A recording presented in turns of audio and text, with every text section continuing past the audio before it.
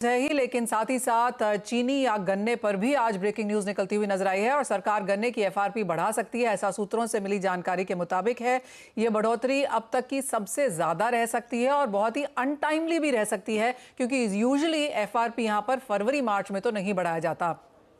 मेरे साथ जुड़ रहे हैं मेरे सहयोगी लक्ष्मण रॉय, जो ये खबर भी लेकर आए थे। लक्ष्मण,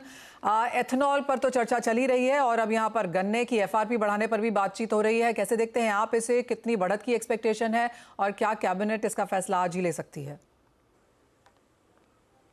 देखिए, सबसे पहली बात तथ्यों की करें तो आज शाम में 7:30 बजे कैबिनेट और cabinet committee on economic affairs CCA की बैठक होने वाली है और बहुत हद तक संभावना है, जो सूत्रों से मुझे जानकारी मिली है, कि इस सीसीए की बैठक में सरकार गन्ने की एफआरपी बढ़ाने के प्रस्ताव पर विचार कर सकती है और अगर सहमति बनी तो इसको अंतिम मंजूरी दी जा सकती है। जी हां, आपने बिल्कुल सही कहा कि आमतौर पर जैसे पिछले साल की बात करें तो जून में जाकर के सरकार ने एफआरपी तय किया था, लेकिन इस बार सरकार अभी एफआरपी तय कर सकती है और ये एफआरपी में जो बढ़ोतरी है वो 315 रुपये प्रति क्विंटल से बढ़ा करके 340 रुपये प्रति क्विंटल किया जा सकता है और 315 रुपये प्रति क्विंटल उस गन्ने की एफआरपी थी जो सरकार ने पिछली बार तय किया था, जिसका रिकवरी रेट 10.25% है। यानी एक क्विंटल चीनी में 10.25 केजी अगर चीनी निकलती है उसको 10.25% रिकवरी रेट कहते हैं और अगर उससे कम रिकवरी होती है तो फिर उसकी कीमत कम होती है। अब यहाँ पे देखने वाली बात यह होगी कि 315 से बढ़ा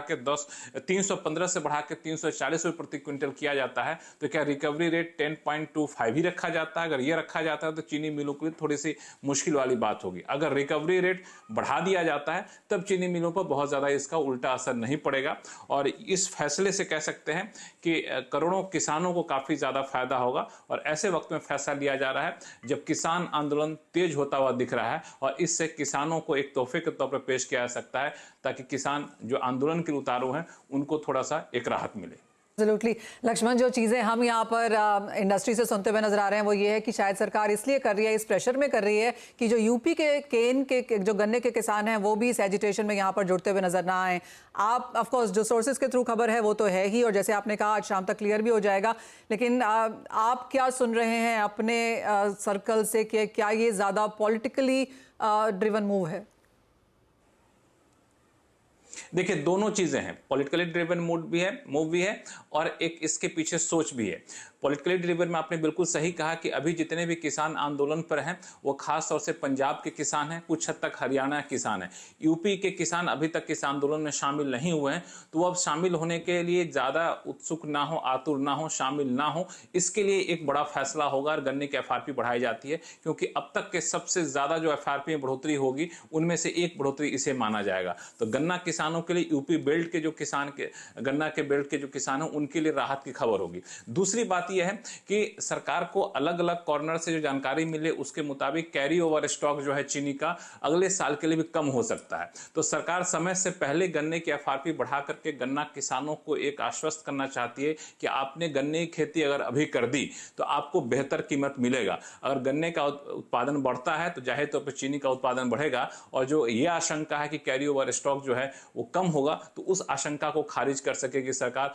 और चीनी की बढ़ती कीमतों की जो आशंका है अगले साल भी उस पर सरकार लगाम लगा सकेगी। तो इसके पीछे एक आर्थिक सोच भी है। एब्सोल्युटली, जैसे आपने कहा कि लोअर केन प्लांटेशन की बातचीत यहां पर चल ही रही है, सो इवन एज वो 2 मिलियन टन एक्स्ट्रा है एज ऑफ नाउ चीनी कैरी फॉरवर्ड स्टॉक में, जैसे कि कहा गया 6 मिलियन टन होने की जरूरत है, 8 मिलियन टन है, लेकिन सरकार कोई बहुत बड़ा फैसला यहां पर शायद नहीं लेगी क्योंकि अगली जो फसल है उसकी बुआई भी कम होने की एक्सपेक्टेशन है। तो क्लियरली काफी समझ बूझ कर और शायद समय से पहले और एक अच्छी तरह से स्ट्रैटेजी बनाते हुए हम यहाँ पर कैबिनेट में से आता हुआ देखेंगे। लक्ष्मण, एज ऑलवेज बहुत शुक्रिया साथ जुड़ने के लिए। एक ब्रेक का समय है, लौटेंगे तो बात करेंगे सेंकर गोल्ड के लिमिटेड के MD and CEO Suvankar Sen से। एक्सक्लूसिव बातचीत होगी है सीएनबीसी आवाज के साथ।